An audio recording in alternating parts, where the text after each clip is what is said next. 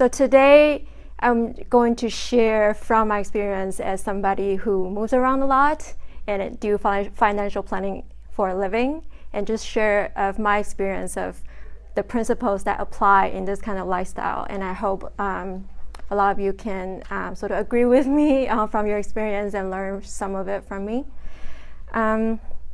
So before we start, I would like to ask all of you, who has an idea what is financial planning?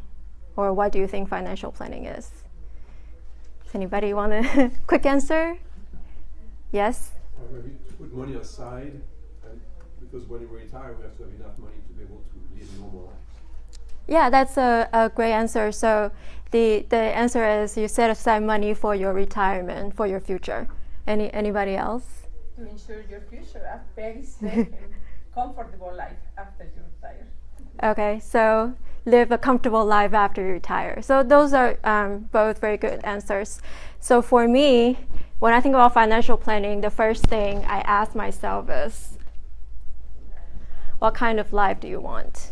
So this can be somebody who's close to retirement, or somebody who's just graduated from college, starting their professional life. So financial planning is basically using your resources to live a life that you want now and in the future. It's not always just in the future. You don't want to forget what you're doing now and only think about the future. It's about using your resources. One thing, the most important thing is our money, but also your time, your energy, and your skills to live a life that you want.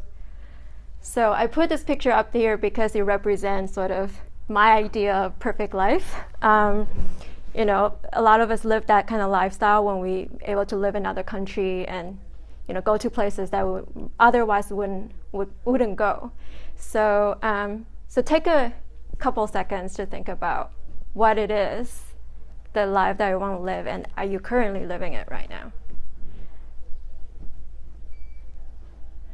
Okay, so with that in mind, it's really simple when you think about financial planning as the life that you want to live, and how do you get there? And how do you get there in terms of money is your income and your assets. So we're going to focus on those two things today, and it's really pretty simple. And since, I'm not sure how many people are still working and how many people are close to retirement. But if you're working, income is obviously something you have to plan every day in your budget, and the money coming in, money going out. And assets, if you are close to retirement, you have accumulated a lot. And if you're not, you're younger, you probably don't have as much. But either way, you're using your assets now or in the future. Some people may have, grand hope of, I want to donate all my assets to charity one day or inheritance. But eventually, if you don't have those two, giving away ideas, you're accumulating to spend. So just think about that. You're either spending it now or in the future. And it's really an idea of how much you spend now and how much you spend in the future.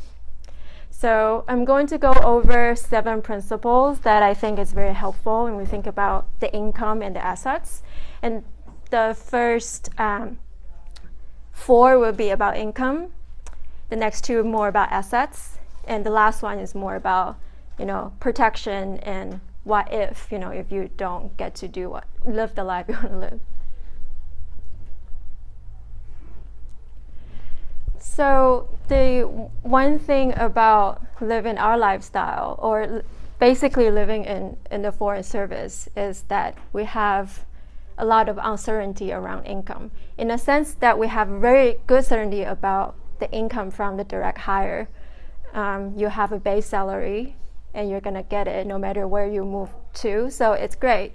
But then we have maybe the loss of income from the spouses, or uncertain income from the spouses, depending on which post you go to.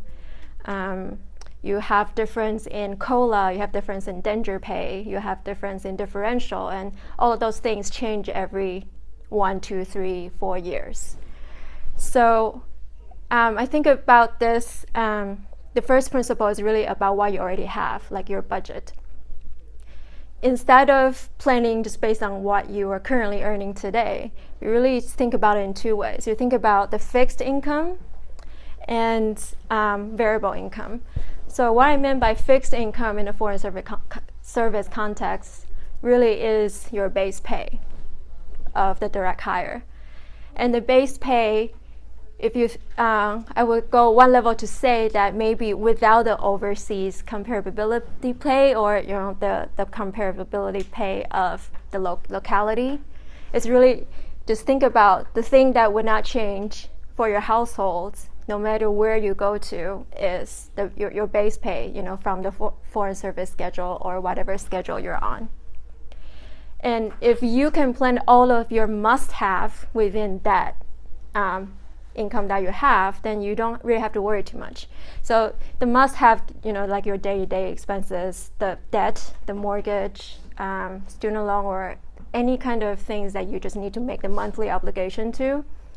And the minimum savings you need for retirement or to get the maximum TSP match and things like that.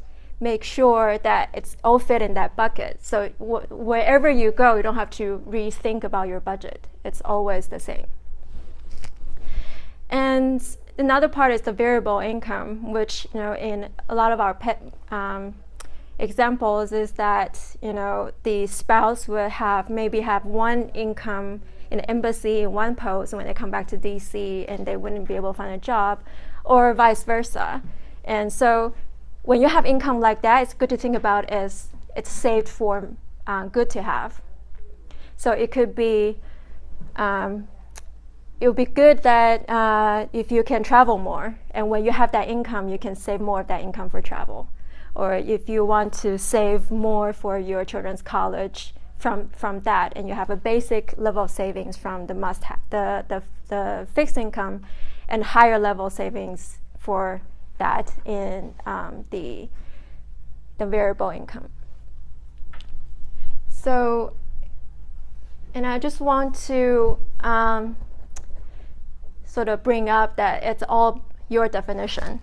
Whatever is fixed income, variable income, must have, good to have, you have to define it, because everybody has different idea of what's must have and what's good to have, and I wouldn't know what is fixed income to you and what is variable income to you. So it's just a matter of take a good look at your income, your paycheck, your household income coming in. And it doesn't even have to be employment income. It could be some kind of passive income like rental properties, or if you have trust income, or if you have investment income, anything like that. Whenever you think about an income expense, put in the bucket, variable income, fixed income, must have, good to have, and that way it's very easy for you to think about how much you can spend on what things. So the second principle is looking at sort of like the income potential, and I look at it really from the point of view of in a foreign service, because we depend a lot on the direct hires income. A lot of times that when we first join, the spouse have to forego their salary, at least at the beginning. So it really, there is a risk involved in having all your household income concentrated 100% on one person. And if your circumstances change, if that one person, something happens to that one person, or something happens to the employment situation or circumstances, then you have to rethink your whole financial strategy. So really, I think one really important thing for the couples and the families in the foreign service is start thinking early about diversifying your income. And when I say diversify, really, it will be the best if you have income source that has no relation to foreign service or federal government at all. So it's not directly tied to the one person who has the job. So it could be a lot of different things. Obviously, there are spouses who are able to telework from for a U.S. company, or they have their own business, or you have rental property actually have positive cash flow. There are many different ways you can figure out way to bring diversified income, but none of those things happen overnight. You can't just say, okay, today I'm going to start making income from writing a blog and do affiliate marketing, and I'm going to start getting money immediately. So it takes time to build it. So that's why I say it's good to start thinking about this early instead of when you're close to retirement and start thinking about the extra cash flow that you can get.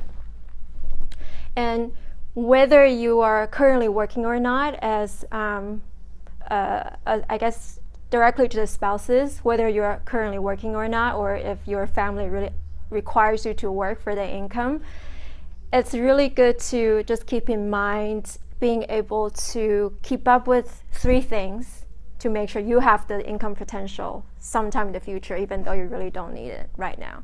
So the first thing is your skill, and that's very obvious. You know, you want to have the skill to be employable or even able to make income in some way. And the other 2 things are your network and your brand.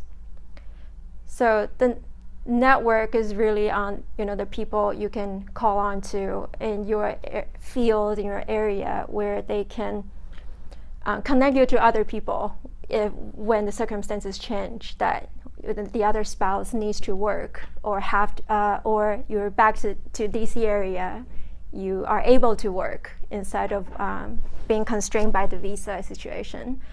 Then you can easily get back into it instead of spending more time trying to create that network when you're back.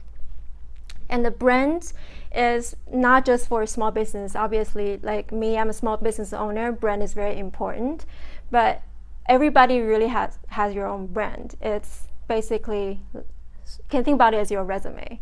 So resume is difficult for EFMs or spouses who has a lot of different jobs over time, and it's great that we are able to make some income in different circumstances, but then we have very short employment history, and it's difficult to put them all together and make ourselves employable or just look nice to employer.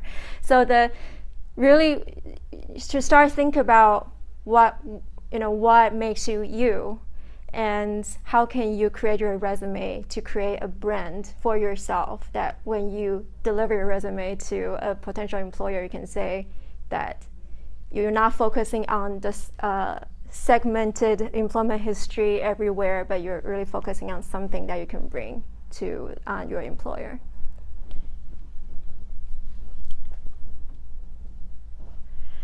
And the third thing is sort of wrapping up the first 2 points together, is over time, you really want to be able to increase the income that you consider fixed other than variable, like you don't know whether you're going to get that income or not.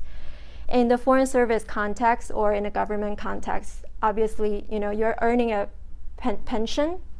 And when you're getting closer to retirement, you're getting closer to that pension. And every day you work, you're building up that fixed income for your retirement that you're guaranteed and slightly inflation protected if the COLA keeps up.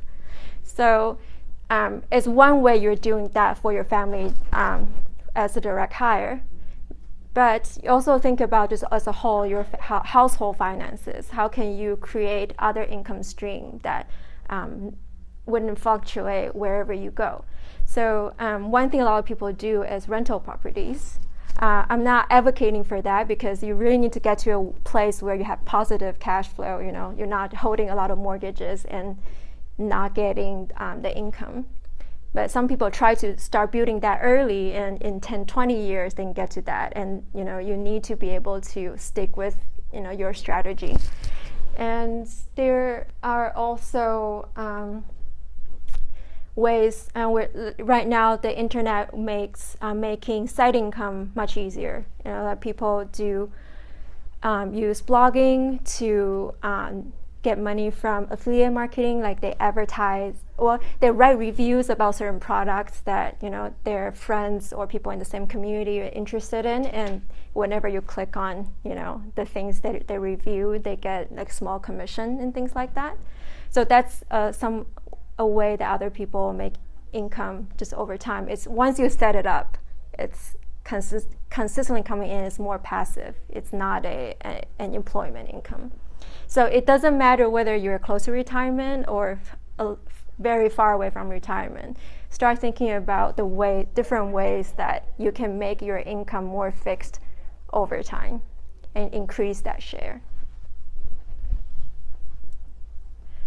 And lastly, for the on the income part, is also sort of thinking about future, because I know a lot of people would say, people in the circumstances where only the direct hire is working and you might have small children at home, and you just cannot have extra income, and you maybe have many children that you need to feed, and you just don't have the extra income to save more.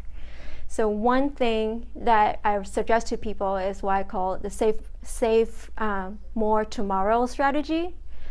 And this is discovered by some behavioral economists. So they looked at the people who were saving in 401k.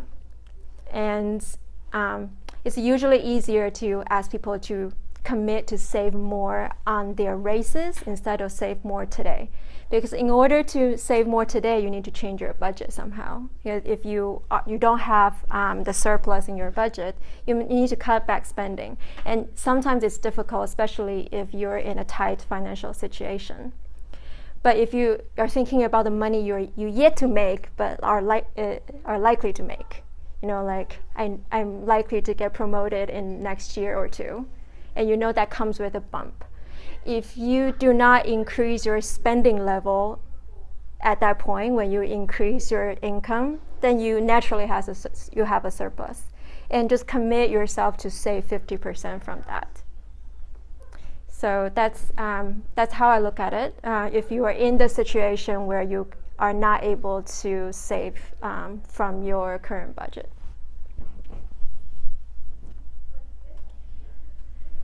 Okay, so the next two are more related to the assets. So the number 5 I call expect the unexpected. So it's really looking at your capacity to deal with the contingencies.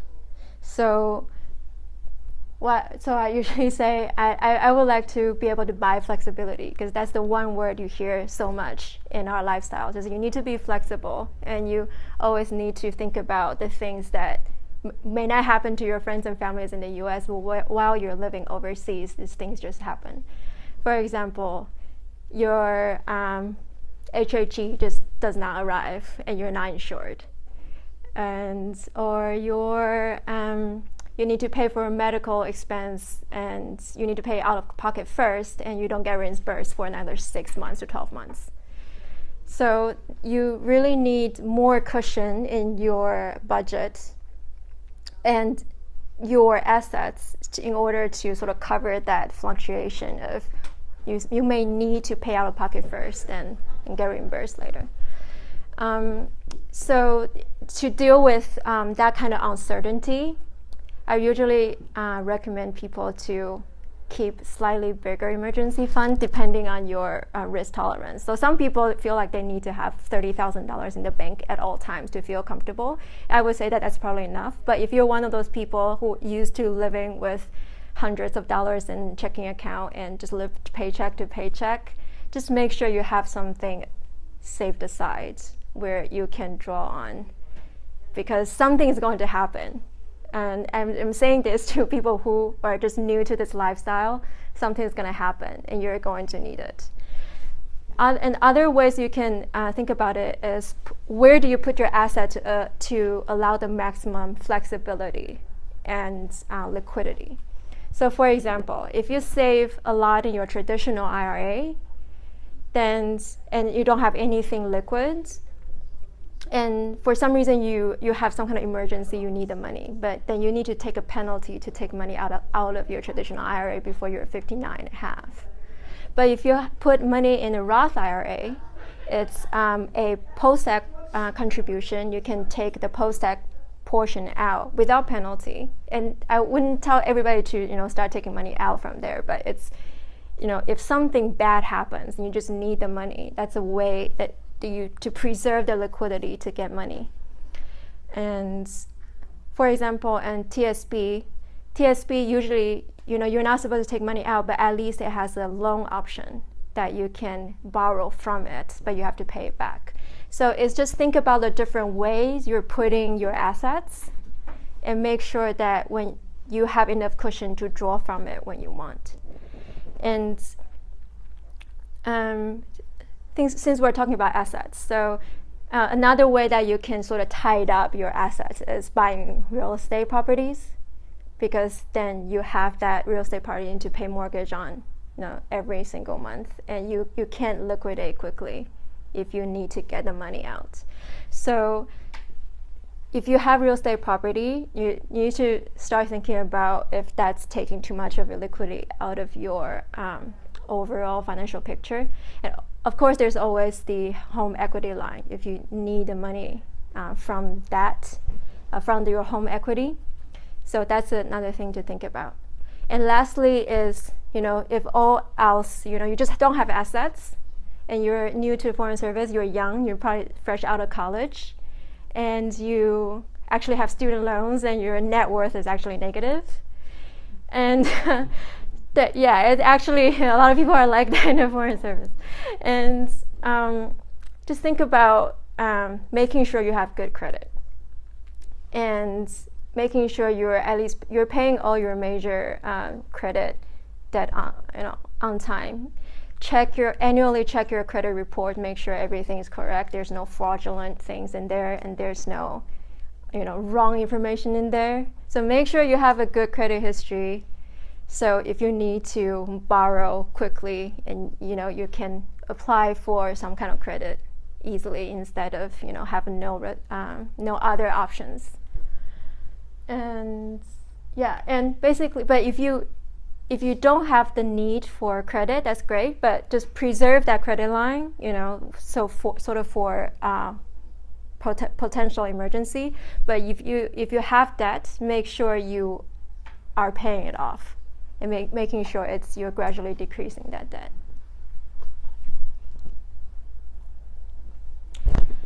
Okay, and the last thing about the assets I would say is just sort of what I call the fundamentals of financial planning. We talked about, financial planning really is about using your resources well to live the life that you want. But that's very vague. So what is the life that you want to live?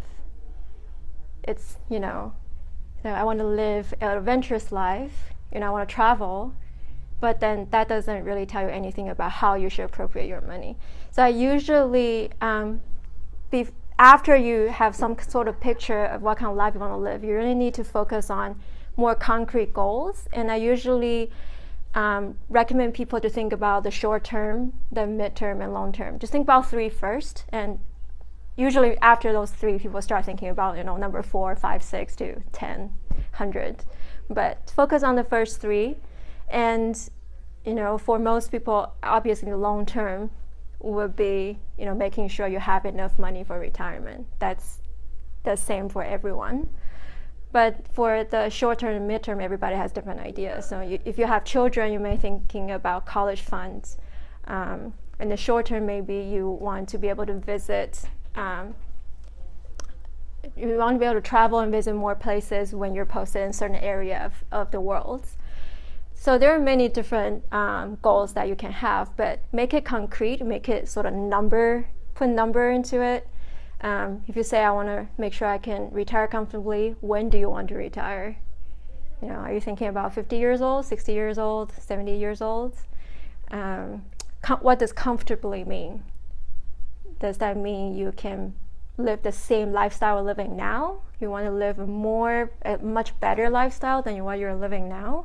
Or you're happy with living a frugal lifestyle when you're retired, when you're not traveling around? So think about it and just put number into the adjectives inside the statement.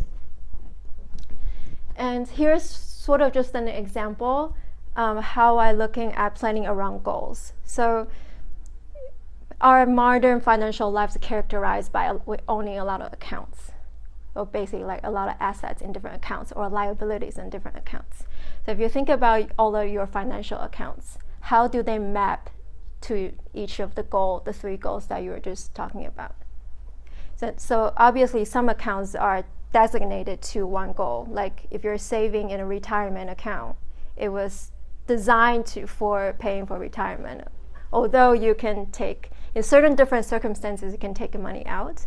Now, we're not going into all the different circumstances now, but so like here, when I have a goal, I'll stop working at 50, and there is a list of, okay, I have pension, I may have Social Security, not starting at 50, starting later. You have TSB, you have maybe different IRAs you saved up in different points of time, and you have old employer accounts from before you joined the State Department or joined the federal government.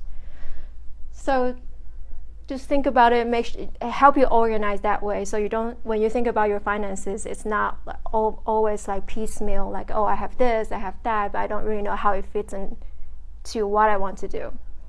If you are able to map all of your assets and liabilities into these goals, it makes your financial life so much clearer.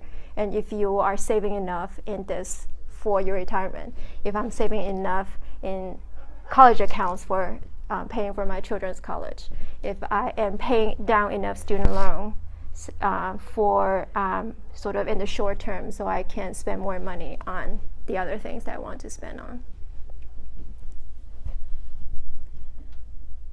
Okay. And the last thing that I want to talk about is, after everything's said and done and you have your goals and you organize your finances very well and everything's gonna happen like that, right? No, of course, and most of the time it does. I think for a lot of people, most of the people, it happens that way, but we all hear stories, and not necessarily in the foreign service, but we hear people, have just not very good things happen to them. Maybe some kind of accident, some kind of medical issues, some of unforeseen accidents, emergencies, things like that. So whenever you think about sort of overall what kind of life you want to live, you always want to think about the what if. So what if this happened? Is there a contingency plan for those type of scenarios? So obviously the most common things we think about would be, if the income earner, the direct hire, dies tomorrow, do you know what you're going to do? Do you have a good idea of, I have an account I can draw on for the next 6 months, and in this time I can figure out what I can do for my family and my children.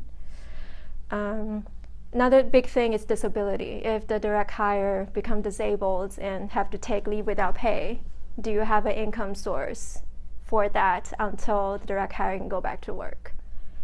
Another thing I just already talked about is the risk that associated with only having one person earning income for the family. And you just need to recognize that it is a risk. So you don't always have to mitigate that risk with, okay, everybody needs to earn money, so if one person doesn't earn income, we still have other income. There's ways to mitigate the risks, for example, buying the correct life insurance on the person, the correct disability on the person, so you know that you have that income to weather that time of tragedy. And so it's just the thing to think about is, generally people think about it as insurance, but I really just encourage you to think about what if these things happen. And I'm not trying to make you scared or anything, but it's good to have an idea of what you would do. It's also possible that you have great family support, and if something like that happens, it has nothing to do with finances. You have enough to help you, but you just need to know that this is the thing I'm going to do. So if that actually happens, you don't have to worry too much. So that's the wrap up. So that's just a recap of the 7 things that I just talked about. I didn't sort of really explain it like I wrote it, but I think that's the general idea. Is we're looking at financial planning is looking at what the life you want to live, define those goals, and sort of make sure you budget your income and manage your assets the right way to achieve those goals. And it's that simple. And it's simple to think about it that way, but obviously you need to know that whatever you're doing actually gonna help you achieve those goals. So that's sort of what financial planners do, is doing those analysis and helping you really seeing it clearly. So I think that's about the wrap of my part of the presentation. I'm happy to take any questions now. And I think you all got the 1-page example. Then if I have time after the Q&A, I can go over it. All right, thank you very much. Any questions? Any questions? Any of you? Yeah. Okay.